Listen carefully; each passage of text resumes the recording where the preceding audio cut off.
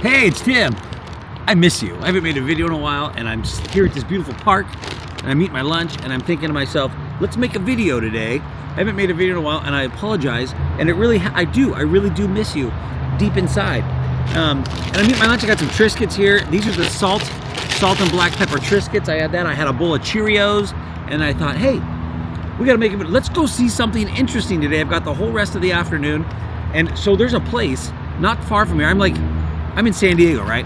And so right near San Diego is Mexico and the U.S.-Mexico border. And there's a little known side, well, it's not little known, well, it's smaller, border crossing called Tecate. And I thought, let's go to Tecate real quick and just look around. It's trashy and it's gross, and you can see Mexico and you can see California. There's a welcome to California sign. So we're gonna go over there real quick and just see what's there. It's not far from my house. It's a half an hour from my house and about another half an hour from here, hour drive. So instead of boring you with the drive, we'll just skip right to the border, and let's go check out the U.S.-Mexico border in the backwoods, on the backwood roads of San Diego. Let's go.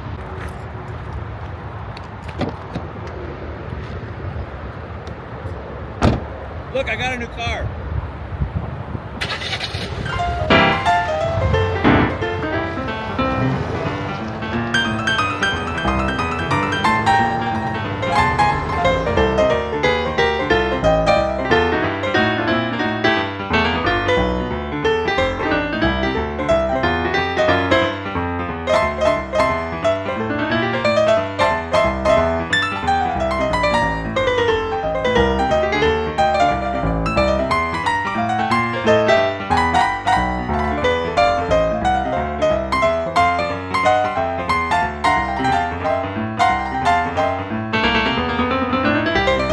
Okay, hey, I'm here. This is a big sign saying, welcome to Tecate.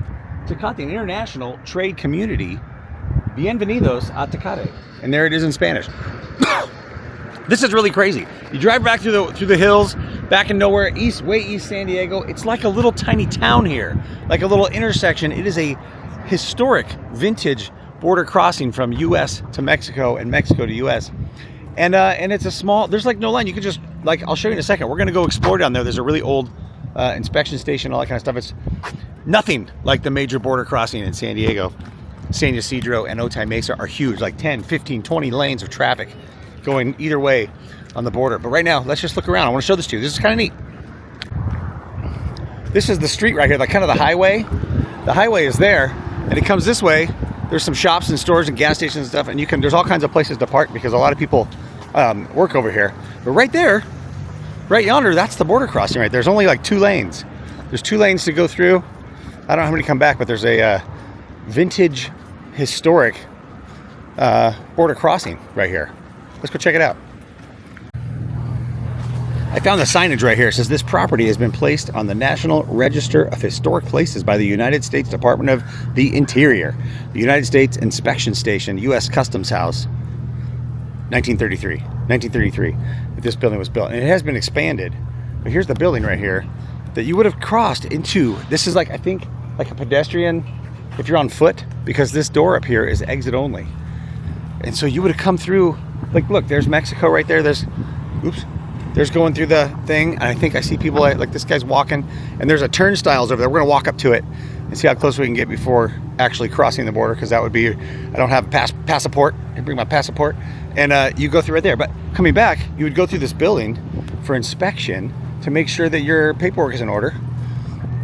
I guess you still do, and that's why this sign right here says exit only. This is an exit only. You'd come through when you're coming back to the United States. You come through this door right here. There goes a truck. He's going into Mexico to deliver some goods, or his truck is empty and he has already delivered his goods here to the United States. There's a lot of people walking, coming back to cross the border, and you can see way up there on the hills, but there's lots of people walking through. We're going to walk up to the end of the road here and see how close we can get. And there's lots of people like parked right here. And it looks like they've been parked for quite some time. Apparently, you can park right here on the side of the road. And here is the U.S. border crossing into Mexico. There's a duty-free, tax-free liquor and tobacco. Okay, here we come to the thing.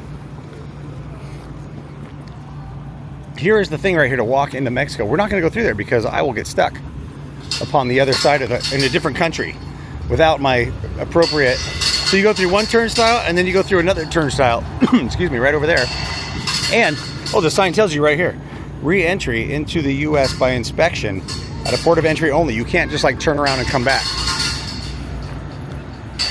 Anybody can just walk into Mexico, but not anybody can just walk right back. You just walk right in right there.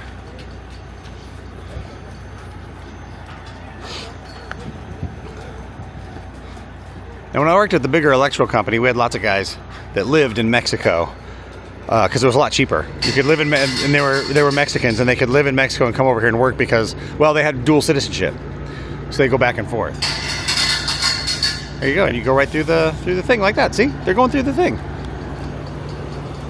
All right, and look, here's the border fence, the wall or whatever, with the massive amounts of barbed wire on the top. You'd have to be crazy to try to jump over it right there. Just jump over the low side.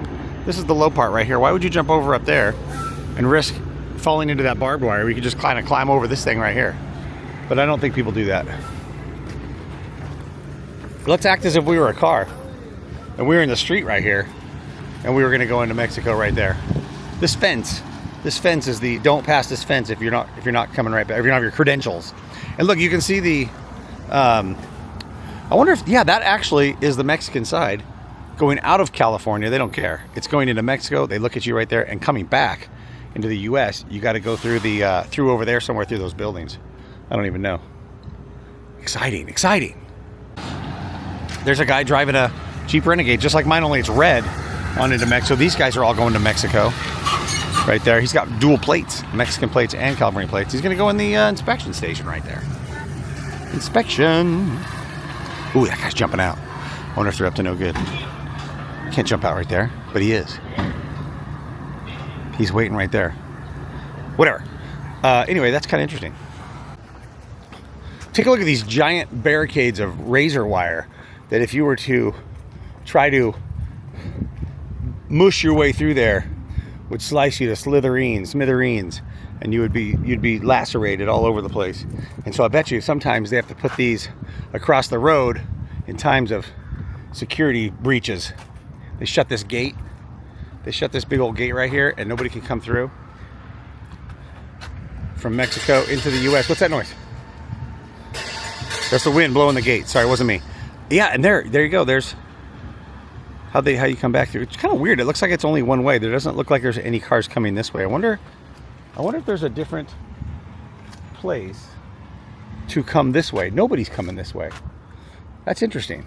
I wonder if I'm yeah, those are all incoming Mexico lanes of traffic. I'll bet you there's another incoming. I gotta go find it. There's an incoming way. Look, there's some other old buildings right there. Through the fence in this little compound courtyard here at the border. All right, let's see what Wikipedia has to say about the Tecate border crossing. The original port of entry was established sometime prior to 1919 to inspect the traffic traveling from Tecate, Baja California, in large part to shop at the Thing Brothers store, later the Johnson store on the U.S. side of the border. So people would come from the, now I always kind of like went over there and went shopping. But apparently people would come. It was a big thing to come from Mexico to shop at the Thing Brothers store, later the Johnson store. The current historic border inspection station, where pedestrians continue to be inspected, was built in 1933. This building was listed on the U.S. National Register of Historic Places in 1992. In 2005, the port was reopened as an expansion project was completed. Vehicular traffic is now inspected at a new facility attached to the rear of the historic port. The expanded port cost US $18 million and had approximately 5 times as much space as the original 1933 facility. Okay, yeah, so where I was just at was the original port of entry, either direction. That's the way you came through the border, but now they've changed it. That's going into Mexico only, and as I walk down this road right here, I'm going to the where you would come in to the United States from Mexico, I think. And I don't know if I'm supposed to be down here or not, but I just started walking down this road, and we're gonna see where it goes. Okay, yeah, there's some kind of, this says commercial vehicle enforcement facility. So semi trucks and big trucks coming into the country, you would go this way. But I don't think I can go in there. It says be prepared to show identification. I do have identification, but that's not gonna do me good. I wonder where the port of entry is. Let's just go ask the guy. Let's go ask the guy in the booth. We're gonna walk up here and just ask the guy in the booth. I probably won't film because that would be inappropriate. Probably get thrown in jail. It's probably frowned upon. Okay, there was nobody in the booth, and I just walked through, and it's real pretty over there. There's grass and rocks and stuff. Let's walk. We're walking. I really don't know where I'm going. There's like an inspection area right there where they would inspect trucks, but there's like, this is like ghost towny over here. I feel like I'm not supposed to be back here. You don't mess with the U.S. Border Patrol. This might be what I'm doing. That looks like it's right there. So, okay, there it is.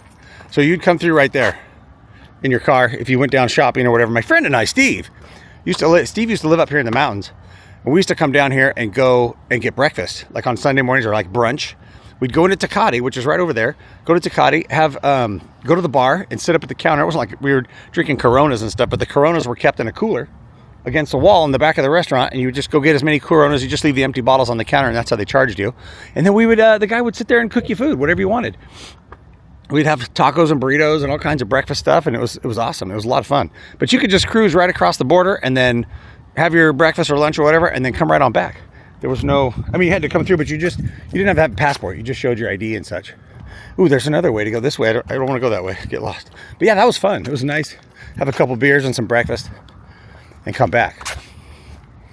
But it looks like this is low security right here. Low security. The high security stuff is over there, and we can't go over there. Okay, that's the border. The border of U.S. and Mexico down here at Tecate. Okay, still as I leave and walk away from there's nobody coming in.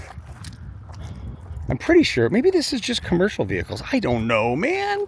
It's a good thing I didn't go down there. I'd get lost. I wouldn't know how to get back. Wouldn't know how to get back. Hey, look at this on the map. It's kind of interesting. Let me pull this up. When you look at the border situation here, look at the part that's heavily populated. That's Mexico, and then the other side where there's a very drastic, stark line right there that goes across the middle of the screen. That is the border. Right. I just asked the guy in the cart, and he said I was right. This is the entrance. He said it the other way. He said exit and entrance. He said you exit one way and enter the other way, but I understood what he meant. But yeah, this is where you'd come through. There's just nobody coming through right now. It's kind of weird. It's dead. Nobody's coming from Mexico. It's probably because it's harder to get over, but because if you go into Mexico, you just drive in. They just look at you and talk to you for a second, see what you're doing. What are you doing here? What do you want?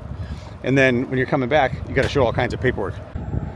Yeah, there's a lot of foot traffic walking back into Mexico, into Tecate.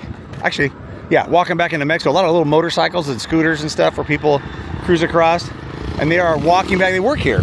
Lots of people work here and park and then walk back. I'm gonna go up onto a hill. There's all kinds of mountains and hills and stuff right here. We're gonna go look and see if we can see down, get an aerial view, bird's eye view, if you will. Well, that's the best I could do. Over there, all those houses and the hillside beyond the trees is Mexico. You can see the fence, the border wall fence over there, and right down in the trees right here where it's nice and green is the border crossing.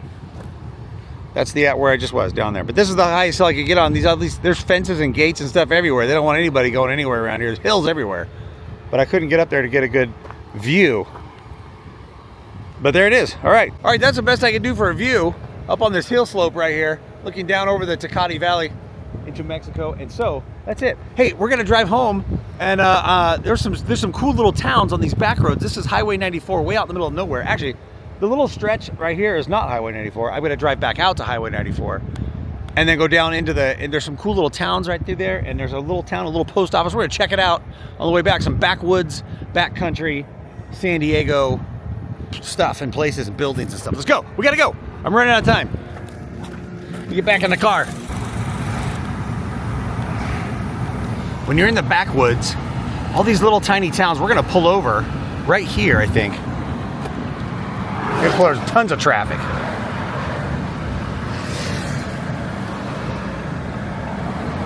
All right, take a look at the Dulzura post office right here, and that funny yellow house perched up on top of those bricks. Look at that. That's a funny yellow house perched on top of these bricks, and there's the Dulzura post office with tiniest post office you ever see, and there's a cool old-timey gas station right there that's like a restaurant now. And that is it for the town of Del Zura. There's a couple houses dotting the landscape in the bright sun, shining in the lens of the camera. And there's a truck and trailer coming. We're gonna let them go by. But yeah, Del Zura, teeny tiny town in this little notch. They always make towns in the olden days when they were making towns. Like you can tell by the evidence of these tules right here, that they always make the town where there's water, where there's a river or a stream or a creek.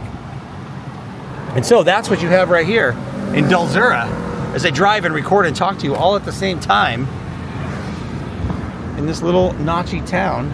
I wish the sun wasn't right there, but yeah, there's somebody's house right there as we drive through. It's weird to think that these little tiny towns are right here in San Diego, this huge metropolis of San Diego.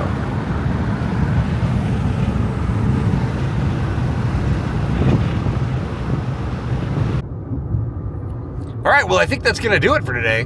I think in the very near future, I am going to renew my passport, and we're going to go down to Tecate one day and have some lunch. We're going to go have some lunch, and we're going to come back. I'm going to look into that. That'd be kind of a fun little day, a little trip. We're going to do it. But that's the end of today's video. I hope you found that interesting in some way, shape, or form. And if you'd like to support me in my ventures and in vlogging and exploring and taking you along with me, I would really appreciate it. If you'd look down in the description, there's a link to buy me a coffee. And you could go down there and buy me a coffee. That'd be great. I'd love it. I like to drink coffee. I drink lots of coffee. Every morning I drink coffee. Right, Mr. Big the Foot?